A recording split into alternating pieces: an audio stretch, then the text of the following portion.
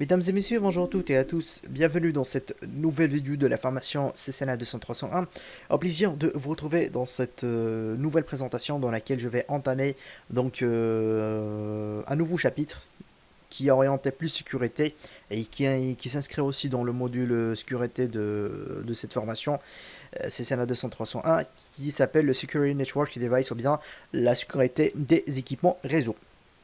Alors, la sécurité des équipements réseau dans le programme CCNA 200-301, ou bien dans le nouveau programme de la CCNA 200-301, il est plus orienté tout ce qui concerne donc la sécurité des mots de passe locaux principalement, mais aussi en fait la sécurité des mots de passe pour les comptes locaux.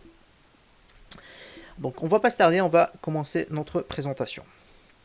Alors, avant que j'entame la partie sécurité des mots de passe, alors je voudrais bien faire un petit rappel concernant un sujet qui est très important, c'est les modes de Cisco iOS. Alors, les modes de Cisco iOS sont assez similaires pour à la fois pour les commutateurs, c'est-à-dire les switches et les routeurs. Donc, l'interface en ligne de commande CLI, donc il est organisé selon une structure hiérarchique des modes. Alors, je m'explique, c'est que aujourd'hui, lorsque vous voulez configurer le SSH, on peut le configurer dans mode config ou bien dans la configuration globale, mais en fait, il est configuré dans un mode en fait différent. Là où, par exemple, on devrait configurer c'est pas le même mode en fait. Là, on devrait configurer donc par exemple le routage ou bien le protocole UEGRP. Pareil aussi pour les ACL et pour par exemple le routage BGP. Donc c'est pas on va dire c'est pas les mêmes modes, hein. C'est pas les mêmes modes. Alors, en partant de la configuration la plus simple à la plus spécialisée, donc les modes principaux sont les suivants. Donc, on a le mode d'exécution utilisateur.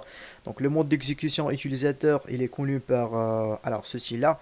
Donc là, hop, ceci là. Donc ça, je crois en fait c'est le signe supérieur. On peut dire comme ça. Alors, le mode d'exécution privilégié, donc ça, il est reconnu avec le signe dièse. Et puis en fait, on a le mode configuration global, bah en fait, c'est reconnu avec le mode config. Alors, ce sont des choses que vous avez déjà vues, je suppose, avec monsieur Khalid Katkout, donc mon collègue qui m'accompagne pendant cette formation. À savoir, moi, j'ai voulu juste faire un petit rappel parce que c'est lié par rapport à la sécurisation des mots de passe. Alors, par ailleurs, il y a aussi des autres modes de configuration qui sont spécifiques, tels que le mode de configuration d'interface. Et comme je vous ai expliqué, le mode de configuration d'interface, c'est pas le même mode. Là, par exemple, on devrait configurer le protocole UGRP, USPF, ISIS, le BGP. C'est pas le même mode. Là, on va configurer par exemple le SSH ou bien le Telnet. C'est pas le même mode. Là, on va configurer par exemple, on va dire les ACL, nommés par exemple, là je précise nommés. Donc voilà, c'est pour ça en fait, c'est que aujourd'hui, pour chaque type de configuration au niveau d'un équipement Cisco, en fait, il a un mode spécifique. Ok. Donc là, je passe. Alors, petit rappel, c'est que aujourd'hui pour le mode d'exécution utilisateur, comme j'ai déjà expliqué, il est reconnu par ce signe-là, donc on va dire le signe supérieur. Ici, parmi les commandes qu'on peut taper, par exemple, on a la commande de ping, on a la commande de show, mais la commande show, comme j'ai noté ici, donc c'est limité parce qu'en fait, on peut pas avoir tous les vérifications qu'on peut l'avoir à partir du mode exécution utilisateur. Mais par exemple, pour passer du mode d'exécution utilisateur vers le mode d'exécution privilégié, c'est qu'en fait, on devrait taper la commande enable. Donc la commande enable, c'est pour passer au mode d'exécution privilégié.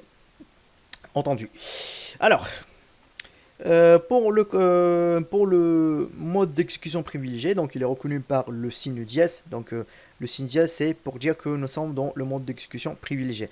Après, parmi les commandes en fait qu'on peut taper, par exemple la commande debug, c'est pour lancer des debugs.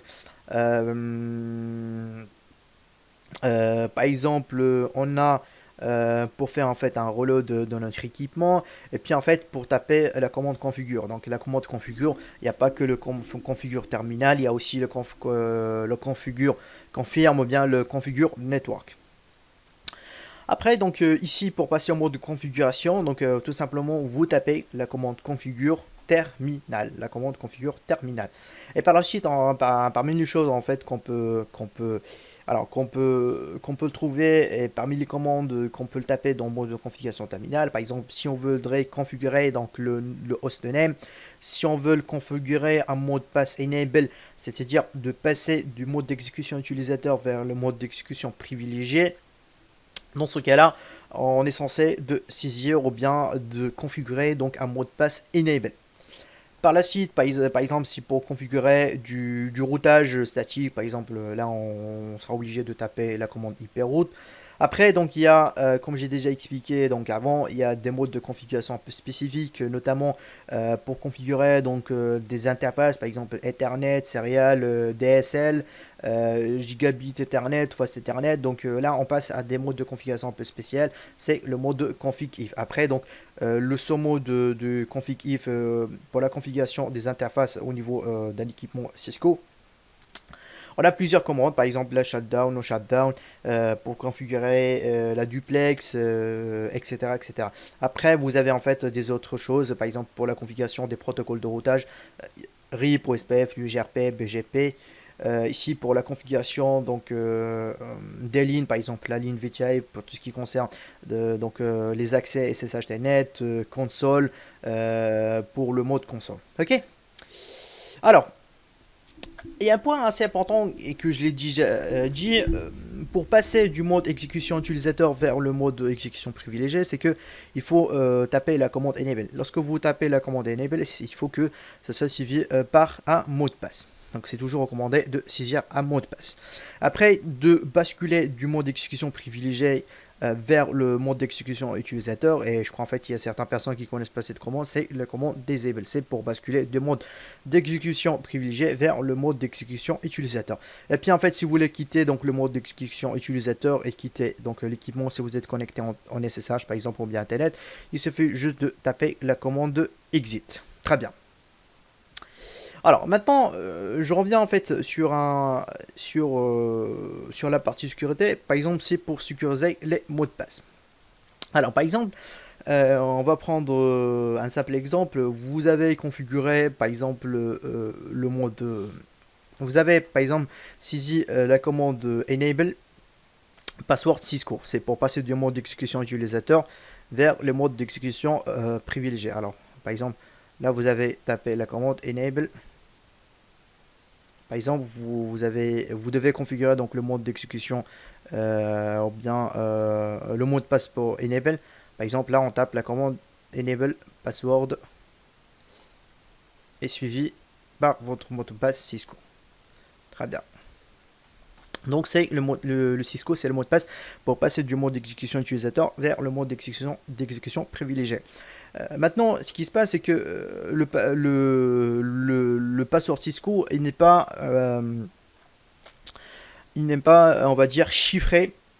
Il n'est pas crypté au niveau de votre configuration. C'est-à-dire, c'est que si vous tapez la commande show running, c'est que tout simplement vous pouvez savoir donc le mot de passe, le mot de passe enable. Par ailleurs, si vous avez aussi des autres utilisateurs locaux qui sont configurés et vous n'avez pas en fait appliqué, on va dire, de cryptage, d'encryption sur les mots de passe, c'est que tout simplement vous pouvez avoir les mots de passe des utilisateurs locaux et ça crée une faille de sécurité. Alors maintenant, Cisco, ils sont venus, ça fait quelques années, hein, avec une commande magique. Ces commandes magiques, il va chiffrer tous les mots de passe qui sont en clair et qui sont stockés au niveau de la configuration Cisco. Alors cette commande, c'est Service Password Encryption. Alors la commande Service Password Encryption, c'est pas une commande qui est intégrée lorsque vous installez donc un équipement pour la première fois. C'est à vous de saisir cette commande. Et l'objectif de cette commande, c'est pour faire chiffrer tous les mots de passe en clair et de la commande password. Là, je spécifie très bien de la commande password et ça sera chiffré avec le type 7. Alors maintenant, je reviens à cette workaround. C'est qu'aujourd'hui, vous avez donc un mot de passe, vous tapez le service password encryption, donc là, vous avez donc vos mots de passe qui seront cryptés. Maintenant, il y a des gens en fait qui vont dire, ou bien qui vont se croire qu'ils sont intelligents, et ils vont me dire que, ok, mais maintenant si moi je tape no service password encryption, bah, je vais voir en fait, je vais pouvoir visualiser tous mes mots de passe. Alors je dis, mon cher, non, tu peux pas voir tous les mots de passe, parce que ça crée un faille de sécurité. C'est que, admettons qu'aujourd'hui vous avez des passwords qui sont stockés au niveau de Cisco, vous avez par exemple ce sont des anciens équipements qui ne supportent pas, on va dire, le chiffrage. Donc, vous avez tapé la commande service et password encryption. C'est que tous les passwords qui sont clairs, bah là, ils passent en encrypted, c'est-à-dire ils seront cryptés. Sauf, maintenant, si vous avez enlevé donc la commande no service password encryption, c'est que tous les mots de passe qui étaient cryptés, ils vont rester cryptés. Et donc là, ils vont rester cryptés. Maintenant, quand est-ce qu'en fait on va pouvoir, par exemple, visualiser ces mots de passe, c'est que au moment de changement du password, par exemple, au moment du changement de password, c'est dans ce cas-là vous pouvez avoir le mot de passe. Je m'explique un peu plus en détail, c'est que, par exemple, vous avez tapé la commande enable password Cisco. Très bien. Personne ne connaît donc votre mot de passe enable. Vous avez tapé la commande service password encryption. Donc, dans ce cas-là, le mot de passe Cisco, donc ce sera un mot de passe chiffré avec le type 7. Ok, donc si vous mettez un show running, vous n'allez pas pouvoir regarder le mot de passe pour le mode enable, parce qu'en fait c'est un mot de passe qui est chiffré avec le service password encryption. Maintenant, vous allez désactiver le service password encryption, donc vous allez pouvoir les activer parce qu'en fait ça c'est votre droit si vous avez bien entendu tous les privilèges au niveau d'un équipement Cisco. Vous pouvez taper no service password encryption, mais toutefois si vous tapez le no service password encryption, c'est que tout simplement vous n'allez pas pouvoir regarder le mot de passe qui était crypté. C'est-à-dire c'est que no service password encryption, donc il va pas décrypter le mot de passe. Cependant, si vous allez, ou bien pour une certaine raison X, Y, vous avez une instruction pour changer les passwords parce que vous avez une politique de sécurité qui vous oblige de changer les mots de passe chaque 3 mois. Maintenant, si vous tapez la commande enable password et vous tapez par exemple un autre, par exemple, on va dire Cisco 1, 2, 3, bah, dans ce cas-là, vous pouvez voir votre mot de passe lorsque vous allez mettre la commande show running. Très bien. Ok. Alors là, je passe au prochain diapo. Alors, la sécurisation de l'accès au mode d'exécution privilégié. Alors, comme je disais, c'est que pour passer du mode d'exécution utilisateur vers du mode d'exécution privilégié, c'est que on est obligé de saisir la commande enable. Et enable en fait là il va vous demander en fait de saisir un mot de passe si vous avez configuré. Mais ça c'est toujours recommandé de configurer le mot de passe de passage du mode d'exécution utilisateur vers du mode d'exécution privilégié. Alors dans ce cas là, parmi les commandes qu'on peut le configurer, c'est ce qu'on appelle le enable password, et c'est ça ce que je vous ai expliqué dans le diapo précédent. Alors pour sécuriser l'accès au mode d'exécution privilégié, donc on utilise la commande enable secret, donc là suivi par le mot de passe. Une variante de cette commande plus ancienne et moins sécurisée, c'est la commande enable password et suivie par le mot de passe. Alors c'est-à-dire aujourd'hui, pour éviter qu'on tape la commande service password encryption, c'est que vous pouvez taper donc la commande enable secret. Bon, je m'explique un peu plus en détail c'est quoi la différence. La différence c'est que avec lorsque vous tapez le service password encryption, c'est qu'en fait c'est chiffré avec le chipset. Seulement avec le chipset, ça que je vous cache pas en fait c'est pas top parce qu'en fait il y a des moyens pour les décoder et ça en fait on va le voir. Il y a des outils d'internet qui peut décoder donc le chipset. Ok.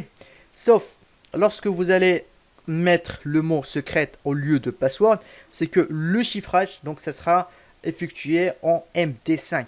Donc, ça sera effectué en MD5. Donc aujourd'hui, si vous utilisez donc le mot secret, par défaut iOS, donc il utilise une fonction de hachage comme je vous ai dit, c'est appelé MD5 ou bien Message Digits 5 pour stocker ce qu'on appelle une alternative valeur ou bien une valeur alternative dans la configuration plutôt qu'un mot de passe clair. C'est-à-dire c'est que en fait il génère en fait un hash. Ok. Alors par exemple vous avez tapé. Alors attendez, hop. Par exemple, là, vous avez tapé la commande enable. Excusez-moi. Vous avez tapé, par exemple, la commande enable secrète. Par exemple, le mot de passe est Fred. Là, je prends juste en fait le mot de passe est Fred. Alors, lorsqu'on veut vous tapez donc la commande d'enable secrète, par exemple Fred, ce qu'il fait, c'est que dans ce cas-là, donc cette commande génère ce qu'on appelle un hash MD5. Donc un hash MD5 au niveau de la configuration. Ce qu'il fait, c'est que aujourd'hui, si vous voulez passer au mode d'exécution utilisateur vers le mode d'exécution privilégié, c'est que si un utilisateur, par exemple, tape Fred, qui est le mot de passe du mode enable, donc c'est-à-dire c'est que si l'utilisateur donc tape donc Fred lorsqu'il est en mode enable, donc l'équipement Cisco ce qu'il fait c'est qu'il vérifie le hash, donc le hash qui était généré dans un premier temps lorsque il a tapé enable secret Fred. Donc l'équipement Cisco vérifie le hash s'il est compatible avec la valeur enregistrée dans la conf, donc avec la valeur hash qui pour ce password là qui est enregistré au niveau de la configuration. Maintenant, si le hash donc avec est compatible, dans ce cas-là, il va passer. Si le hash n'est pas compatible, dans ce cas-là, il ne peut pas passer. Ok. Donc généralement, ça fonctionne comme ça. Très bien. Hop, je passe au prochain diapo. Alors juste avant que je passe par exemple au mot de passe, pardon, je passe au prochain diapo, c'est qu'aujourd'hui pour click password, donc lorsque vous tapez la commande secrète, c'est que tout simplement donc il y a un MD5H, donc c'est-à-dire ce sont des calculs mathématiques. Donc là c'est une fonction pour dire de F clear text, là ce sera envoyé en secrète. Donc c'est-à-dire c'est que tout ce qu'on écrit après le mot secret, ce sera en fait haché en MD5. Et puis en fait on obtient en fait la valeur hash dans le niveau de la configuration. Mais ce qu'il fait c'est très compliqué de déchiffrer donc le hash vers le clear text. Ok. Bon ça c'est compliqué. Hein. Ok. Donc après donc il y a un point super important, c'est ce qu'on appelle l'évolution sécurité des mots de passe. Alors, comme j'ai déjà expliqué, lorsqu'en fait on tape la commande secrète, c'est que automatiquement l'algorithme qui sera utilisé, c'est du MD5. Très très bien. Maintenant, pour fournir une meilleure sécurisation des mots de passe, Cisco a ajouté des autres algorithmes de hachage. Alors, à partir de 1990, donc il y a le type 0, c'est-à-dire c'est que les mots de passe sont clairs, encrypted, c'est-à-dire en fait crypté c'est en type 7, et le type 7 en fait comme j'ai déjà expliqué c'est facile on va dire à décrypter ces types de mots de passe lorsque vous tapez le service password encryption, ça on va le voir ensemble. Après en fait dans les années 90 donc il y avait le type 5 c'est le MD5, mais aujourd'hui le MD5 c'est pas recommandé qu'on l'utilise. Et par la suite, à partir de l'année 2010, en fait, il y a deux autres protocoles qui ont apparu. C'est ce qu'on appelle le chip 8 et le chip 9. Le chip 8, en fait, l'algorithme PBKDF2.